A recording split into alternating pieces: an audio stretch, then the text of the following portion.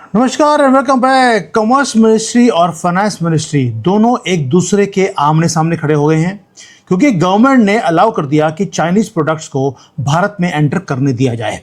ये काम 6 साल के बाद हो रहा है, लेकिन ये सडन चेंज ये किया क्यों गया और हमारे जो इंडस्ट्री के लीडर्स हैं वो फ्यूरियस क्यों हो रहे हैं इसके ऊपर। उन्हें लगता है कि भारत में फैक्ट्री लगाने का अब कोई भी बेनिफिट नहीं रहा।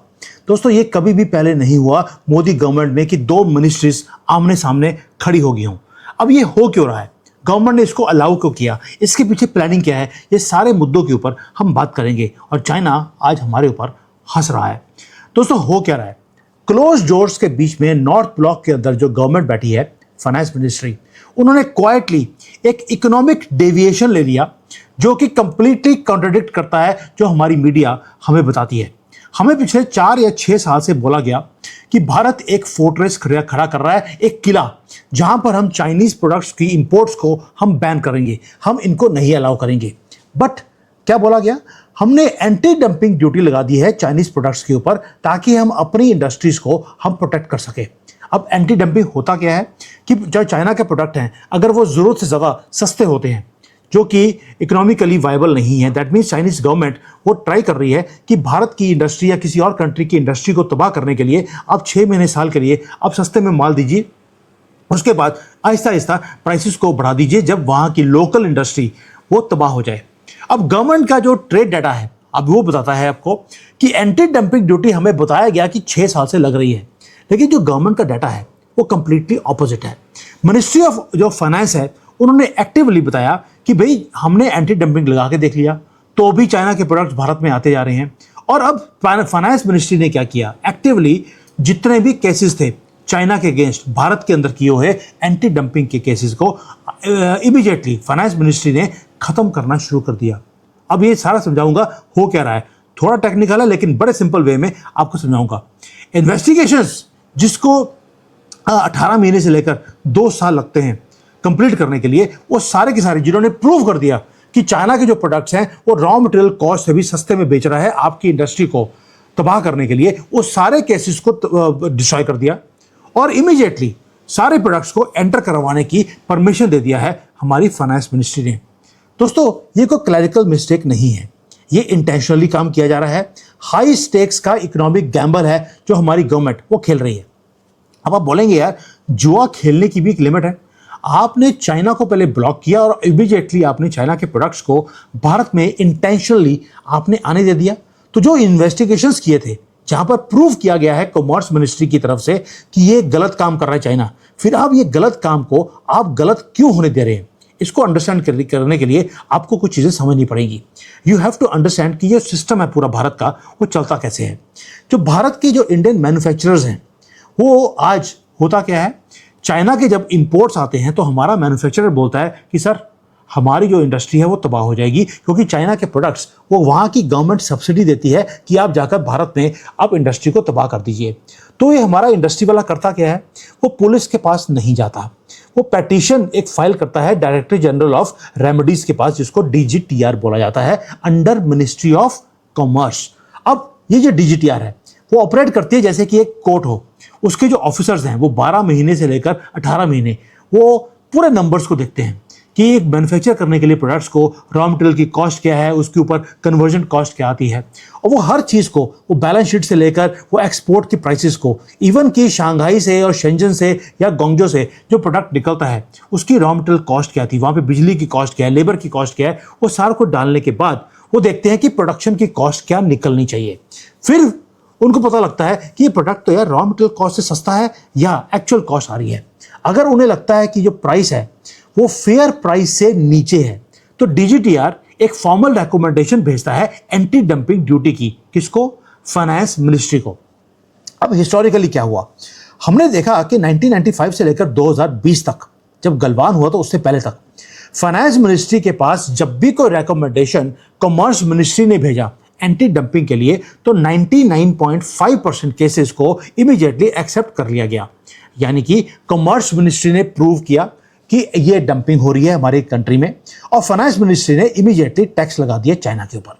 कोई क्वेश्चंस पूछे नहीं गए, लेकिन आज वो दुनिया को चेंज कर दिया गया। दोस्तों जो 2025 और 26 है, इसके आंकड़े जब हमने देखे तो देखा कि एंटी डंपिंग के जो केसेस हैं वो कॉमर्स मिनिस्ट्री की तरफ से आते हैं फाइनेंस मिनिस्ट्री की तरफ, और फाइनेंस मिनिस्ट्री उन सारे केसेस को रिजेक्ट कर रही है। मिनिस्ट्री के अंदर जो रिजेक्शन लेवल है वो 80% से ज़्यादा केसेस को रिजेक्ट कर डस्टबिन में फेंक दिया। इसलिए जो कॉमर्स मिनिस्ट्री है वो बोलती है कि हमने 18 महीने से पूरी इन्वेस्टिगेशन करी, आपने 1 सेकंड में उठाकर उसको नीचे फेंक दिया, फाइल को खोला भी नहीं है उसका। और प्रोडक्ट्स कौन से हैं? आपको हैरानी होगी, मोदी जी जिस प्रोडक्ट्स को बोलते हैं कि हमने भारत में बनाने हैं वो है बेसिक इंडस्ट्रियल प्लास्टिक्स, सोलर का ग्लास, स्पेशलाइज्ड केमिकल्स, यहां तक कि जो इंजीनियरिंग की मशीनरी है, ये सारी की सारी को क्लियर कर दिया गया है कि आप इंपोर्ट कर सकते हैं।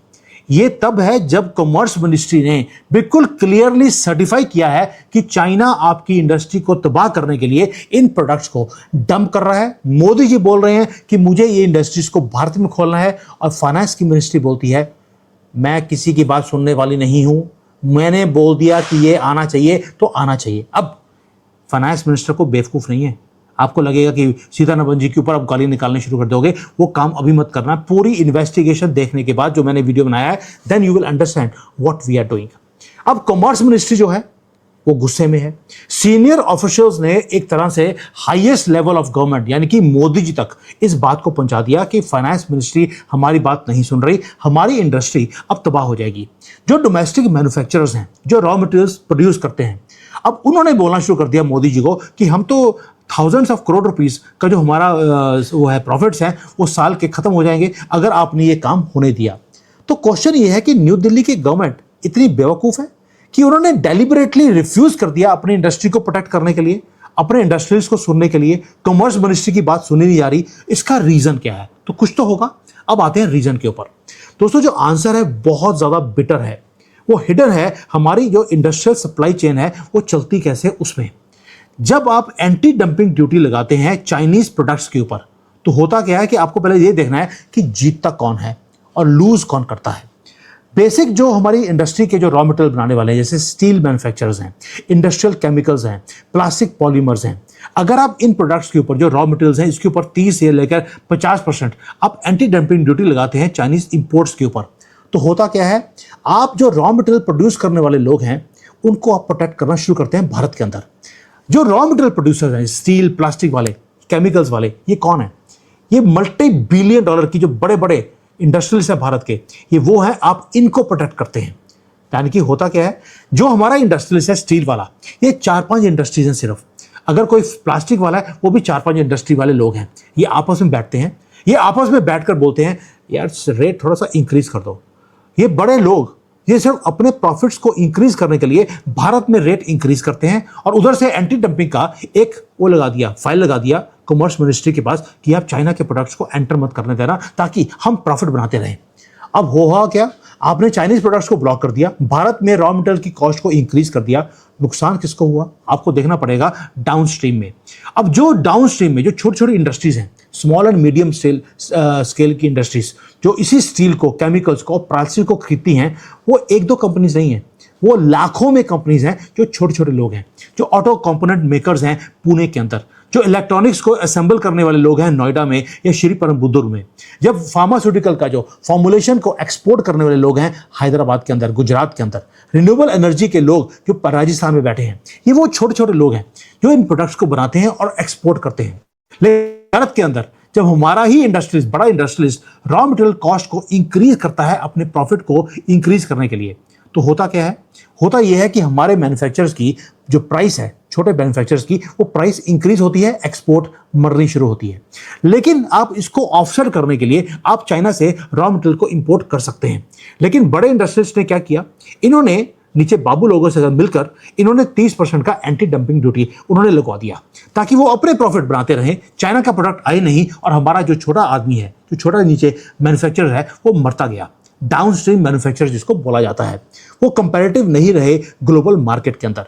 दोस्तों अब जो हमारे, आप कई बार बोलते हैं कि हमारा एक्सपोर्ट बढ़ क्यों नहीं रहा, वो हमारा एक्सपोर्ट इसलिए नहीं बढ़ रहा क्योंकि एंटी डंपिंग आपने चाइना पे लगा दी। ये हमारी फाइनेंस मिनिस्ट्री ने पूरी इन्वेस्टिगेशन करने के बाद इस डिसीजन पे पहुंचे हैं कि हमारा एक्सपोर्ट बढ़ रहा है हमारे ही इंडस्ट्रीज के कारण। इसीलिए वियतनाम, थाईलैंड, मैक्सिको वो ऑर्डर्स लेते जा रहे हैं क्योंकि वहाँ पर एंटी डंपिंग नहीं है। और जो हमारे डोमेस्टिक यहाँ पर प्राइसेस हैं वो बढ़ती जा रही हैं, इन्फ्लेशन बढ़ता जा रहा है because of our large industrialist. यही है, बानी अंदानी की बात नहीं है, ये सारे के सारे एक ही थाली के चट्टे पट्टे हैं। दोस्तों, जो रिसेंट में आपको याद है कि मैं पिछले 4-5 दिन पहले जो भारत के हमारे यहाँ पे राजदूत है चाइना में, मेरी उनके साथ मीटिंग हुई थी, मैंने फोटोज़ भी डाली थी उसके ऊपर। और उनके साथ जो ट्रेड रिप्रेजेंटेटिव्स हैं भारत के, वो साथ में बैठे हुए थे, डिप्लोमेट साथ में बैठे हुए थे हमारे यहाँ पे गोंगजो के अंदर। वहाँ पर हमने बात करी कि यार ये जो चाइना है, चाइना हमारी इंडस्ट्री को तबाह करता जा रहा है, उसका रीज़न क्या है।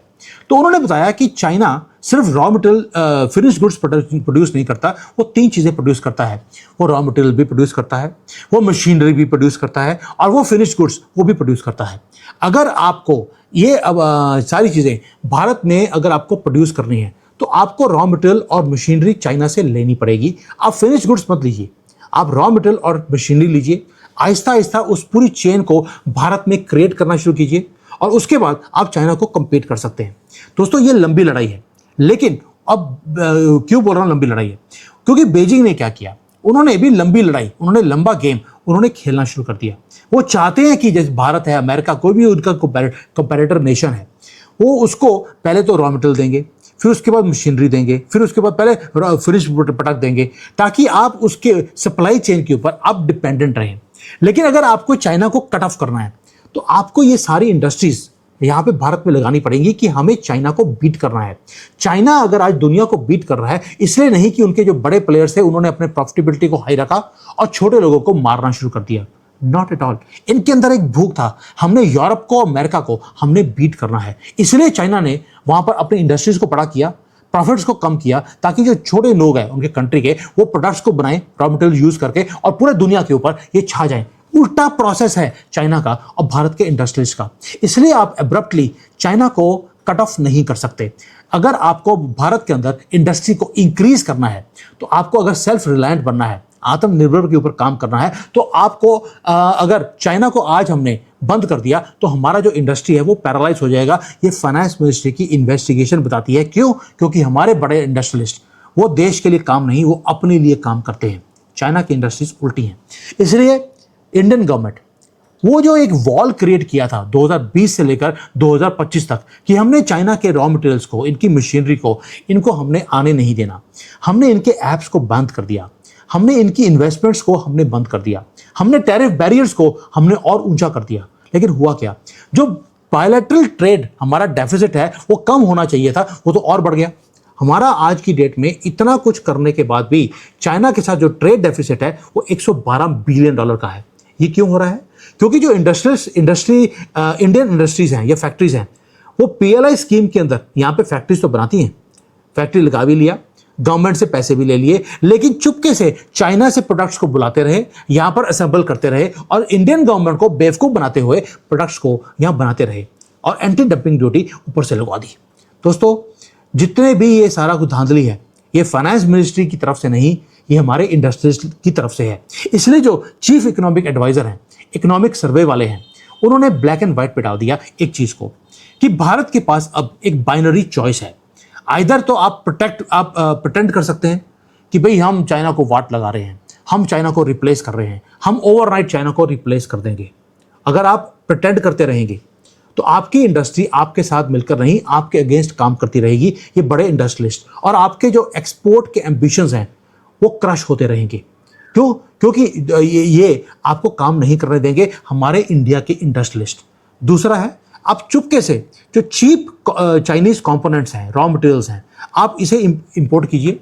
इंपोर्ट करने के बाद यहाँ पे प्रोडक्ट्स बनाइए, और जो उसके लिए क्या होगा कि जो फॉरेन के जो मैन्युफैक्चरर्स हैं का जो डायरेक्ट मैन्युफैक्चरिंग इन्वेस्टमेंट है उसे भारत में लेकर आएंगे, क्योंकि आपके पास यहाँ पर रॉ मटेरियल वो अवेलेबल है।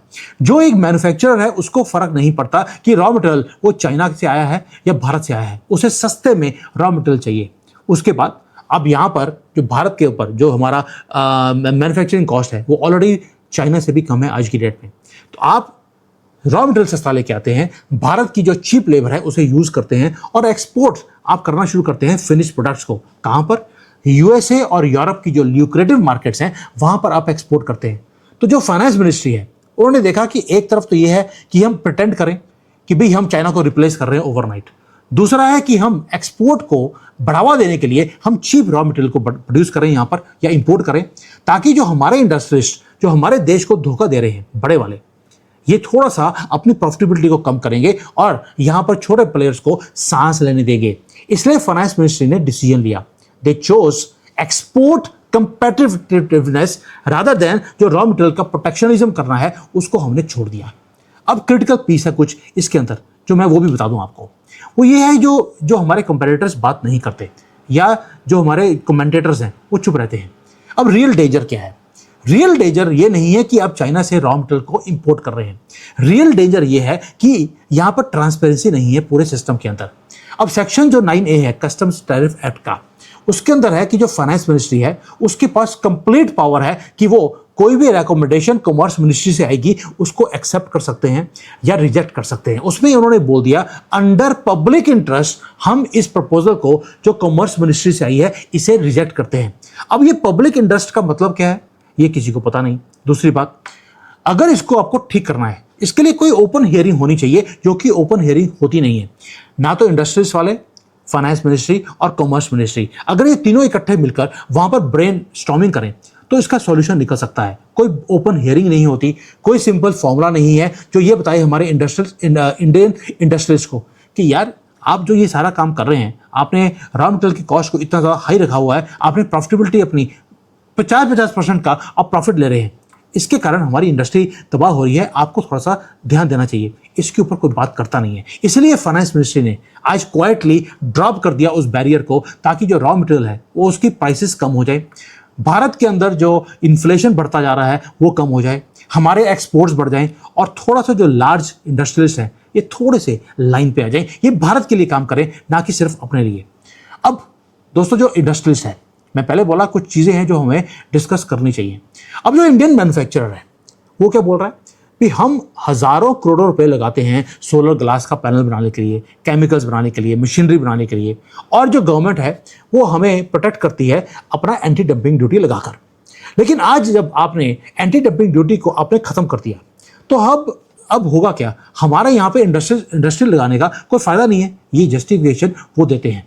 तो दोस्तों वो बोलते हैं कि अब हमारी जो गवर्नमेंट की पॉलिसीज़ हैं वो अनप्रेडिक्टेबल हो गई हैं, अब हम यहाँ पर जो कैपिटल इंटेंसिव जो इंडस्ट्रीज़ हैं वो हम भारत में नहीं लगाएंगे। ये उन्होंने धमकी दी है हमारी फाइनेंस मिनिस्ट्री को कि ये कोई इंडस्ट्री की स्ट्रैटेजी नहीं है, ये आपने खुद अपनी ही इंडस्ट्री को ख़त्म करने की आपने पॉलिसी बना ली। दोस्तों पहली बात ये, गवर्नमेंट जो है उसने पॉलिसी को एब्रप्टली चेंज नहीं किया है। 6 साल से वो बोलते रहे, PLI स्कीम दे दिया, इनको कैपिटल इंसेंटिव दे दिया, इनको बोल दिया कि अब चाइना से बाहर निकलकर भारत में अब प्रोडक्ट को बनाइए। क्या इन्होंने प्रोडक्ट्स बनाए? नहीं बनाए। मैं कितनी बार वीडियो बनाया है कि हमारे निकम्मे इंडस्ट्रीज जो हैं वो सिर्फ वहाँ से प्रोडक्ट्स को लेके आते हैं, यहाँ पर असेंबल करते हैं और दुनिया भर में एक्सपोर्ट कर भारत की गवर्नमेंट को बेवकूफ़ बनाने का काम किया जा रहा है। अब इस सारी प्रॉब्लम को सॉल्व करने के लिए अब काम क्या किया जाएगा या क्या काम होना चाहिए? बड़ा सिंपल है। मिनिस्ट्री ऑफ फाइनेंस जो है एक ट्रांसपेरेंट सिस्टम लगा सकता है, जहां पर पब्लिक इंटरेस्ट के लिए, अगर आपने पब्लिक इंटरेस्ट में ये सारे काम किए हैं तो भाई आप इंडस्ट्री वालों को, कॉमर्स मिनिस्ट्री को खुद बैठकर आप ये सारी बातें कर सकते हैं। ओपन डिस्कशन होगा, दुनिया भी देखेगी कि आप क्या कर रहे हैं और सारा का सारा जो चीज़ें हैं वो ठीक हो सकती हैं। दूसरा एक और है, जो चाइना है वो सस्ते में माल प्रोड्यूस करता है और बेचता कैसे है? क्योंकि वहाँ पे जो गवर्नमेंट है, यहाँ पे जो गवर्नमेंट है चाइना की, वो सब्सिडी देती है, बिजली सस्ते में, जो लोन मिलता है वो भी सस्ते में, जो इवन की प्रोडक्ट्स को आप एक्सपोर्ट करते हैं उसके ऊपर इंसेंटिव्स बहुत ज़्यादा हाई हैं। अगर चाइना ये काम कर सकता है तो हमारी गवर्नमेंट ये काम क्यों नहीं कर सकती? आप PLI स्कीम के अंदर इनको बोल रहे हैं कि आप जितना मैन्युफैक्चर करेंगे उतना आपको इंसेंटिव दिया जाएगा। वो कैसे मैन्युफैक्चर करेंगे उसके ऊपर आपने कोई भी लगाम नहीं लगाई। अब हमारा इंडस्ट्रीज क्या करता है, आप स्कीम बाद में निकालते हैं, वो उसका तोड़ पहले निकाल देते हैं आपको लूटने के लिए। तो गवर्नमेंट को चाहिए, जैसे चाइना ने बिजली सस्ती कर दी, लोन चाहिए आपको 3-4% पे आपको लोन मिल जाएगा, बस आप सस्ते में प्रोड्यूस कीजिए, मास प्रोडक्शन कीजिए और एक्सपोर्ट कीजिए। और एक्सपोर्ट करने में भी अगर आपको प्रॉफिट नहीं हो रहा तो चाइना बोलता है चिंता नहीं, आप लॉस में बेच रहे हैं, उसकी भुगताई हम करेंगे, हम आपको उसका डिफरेंस दे देंगे ये एक्सपोर्ट इंसेंटिव के नाम पर। लेकिन आपको जाकर दूसरे कंट्री की जो इंडस्ट्री है उसको तबाह करना है। भैया अगर चाइना ये प्रोडक्शन वाला काम कर सकता है तो आप क्यों नहीं कर सकते? आप उल्टा काम क्यों कर रहे हैं? जब आप वहां पर पीएलआई स्कीम में इनको पैसे देते हैं तो हमारा इंडस्ट्रीज वो पैसे लेकर जेब में डालता है, ना कि कैपिटल वो एक्सपेंडिचर करता है। ये दिखते हैं जिसको चेंज हमें करना पड़ेगा। और तीसरा बहुत इंपॉर्टेंट है, जो मैन्युफैक्चरिंग बेस है भारत में रॉ मटेरियल्स का या जो कंपोनेंट्स है बनाने का, वो हमें बनाना पड़ेगा, क्योंकि चाइना हमें डिपेंडेंट करता जा रहा है अपने ऊपर। कल को कभी भी हमारा अगर चाइना के साथ युद्ध हो गया, वो पहला काम ये करेगा, हमारी सप्लाई चेन को वो ब्लॉक कर देगा और हमारी लाखों इंडस्ट्रीज ओवरनाइट वो बंद हो जाएंगी, एक्सपोर्ट के ऑर्डर्स कैंसिल हो जाएंगे और इन एक्सपोर्ट के ऑर्डर्स को लेने के लिए बहुत टाइम लगता है। तो इसलिए दोस्तों, जो काम हो रहा है आज की डेट में, मैंने बता दिया क्या हो रहा है, क्यों हो रहा है और आगे क्या होना चाहिए मेरे हिसाब से, वो तो मैंने बता दिया। But please don't make a mistake कि व्हाट इज हैपनिंग। इंडिया कोई सॉफ्ट नहीं हो रहा चाइना के ऊपर। मुझे मालूम है बहुत बुद्धिजीवी लोग आज गाली निकालने शुरू हो जाएंगे, मोदी फेल है, सीतारमण जी को निकालना चाहिए। एक सेकंड लगता है हमारे लोगों को बोलने के लिए, लेकिन प्लीज अगर आप पूरा एक्सपर्टली चीज को देखें, न्यू दिल्ली एक कोल्ड कैलकुलेटिव, एक रियल पॉलिटिक्स की गेम वो खेल रहा है। गवर्नमेंट ने रियलाइज कर दिया कि अगर आपको चाइना जैसी मैन्युफैक्चरिंग सुपर पावर को डिफीट करना है तो आप सिंपल उसके ऊपर टैक्स लगाकर, एंटी डंपिंग ड्यूटी लगाकर आप सिर्फ चाइना को हर्ट नहीं कर रहे, आप अपने खुद की जो एक्सपोर्ट की इंडस्ट्री है आप उसे हर्ट कर रहे हैं। अगर आपको आगे बढ़ना है तो आपको ये जहर का जो गोली है ये आपको खानी पड़ेगी। आपको इंपोर्ट करना पड़ेगा ये जो इनपुट प्रोडक्ट्स हैं, रॉ मटेरियल्स हैं, जो कंपोनेंट्स हैं, ताकि आप भारत में अपनी मैन्युफैक्चरिंग को स्केल अप कर सकें, यहाँ पर जॉब्स को क्रिएट कर सकें और जो एक्सपोर्ट का मसल है उसे आप क्रिएट कर सकें ताकि आप compete कर सकें ग्लोबली। क्योंकि हमारे लार्ज इंडस्ट्रियलिस्ट वो देश को बचाने के लिए कोई काम नहीं करेंगे। दोस्तों, अब क्वेश्चन क्या है कि क्या जो हमारी जो ये बड़ी इंडस्ट्रीज हैं भारत की, क्या वो अपनी पॉलिसीज को चेंज करेंगी इंस्टेड ऑफ कंट्रोलिंग भारत और भारत की मार्केट और अपने प्रॉफिट्स को इंक्रीज करने के चक्कर में वो स्मॉल एंड मीडियम एंटरप्राइजेस को खत्म करते जा रहे हैं। क्या वो अपनी पॉलिसीज को चेंज करेंगे? क्या वो पॉलिसी ऐसी बनाएंगे बड़े लार्ज जो हमारे इंडस्ट्रियलिस्ट हैं कि भाई मुझे एक ग्लोबल जायंट बनना है, मुझे एक्सपोर्ट करनी है, मुझे दुनिया भर में चाइना को बीट करना है? क्या ये मेंटालिटी से वो कभी काम करेंगे या अपनी जेबें भरने के चक्कर में वो देश की और हमारे जो एक्सपोर्टर्स हैं उनकी वाट लगाते रहेंगे? ये क्वेश्चन मैं आपके लिए छोड़ता हूं, क्योंकि मेन इशू ये नहीं है कि मोदी जी ने पॉलिसी को चेंज किया या उन्होंने चाइनीज रॉ मटेरियल को इंपोर्ट होने दिया। क्वेश्चन ये है कि मोदी जी ने ये काम क्यों किया है? सिर्फ इसलिए कि हमारे जो स्मॉल एंड मीडियम एंटरप्राइजेस हैं उन्हें बचाना है, चाइना से नहीं। हमारे ही अपने जो रॉ मटेरियल सप्लायर्स हैं, मैन्युफैक्चरर्स हैं, उनसे बचाने के लिए मोदी जी ने ये एक जहर का घूंट इन्होंने पिया है। और ये मत भूलना, ये मोदी हैं, देश के खिलाफ कभी भी वो काम नहीं करेंगे। Please do not forget this. आप लोगों को एक सेकंड लगता है मोदी जी को गाली निकालने के लिए। आज कॉमर्स मिनिस्ट्री और फाइनेंस मिनिस्ट्री, भाई कॉमर्स मिनिस्ट्री का काम है कि देश के अंदर जो कॉमर्स है वो बढ़ना चाहिए, उनका अपना एक इन्वेस्टिगेशन है। लेकिन जो फाइनेंस मिनिस्ट्री है उसको देखना है कि पैसा कहाँ से आ रहा है और पैसा कहाँ पर इन्वेस्ट हो रहा है और कहाँ जा रहा है। उन्हें डॉलर चाहिए और डॉलर तभी आएंगे जब एक्सपोर्ट हम करने लगेंगे, और एक्सपोर्ट हमारे लार्ज इंडस्ट्रियलिस्ट हमें करने ही नहीं देते। इसलिए हमें ये काम करना पड़ा। So I hope you understand what we are doing. We are not going against India या against industry. We are protecting Bharat, creating a manufacturing base and export का जो हमारा टारगेट है कि $1 ट्रिलियन को हमने क्रॉस करना है, उसको करने के लिए हमें ये काम करना पड़ा। Thank you. जय हिंद। वंदे मातरम।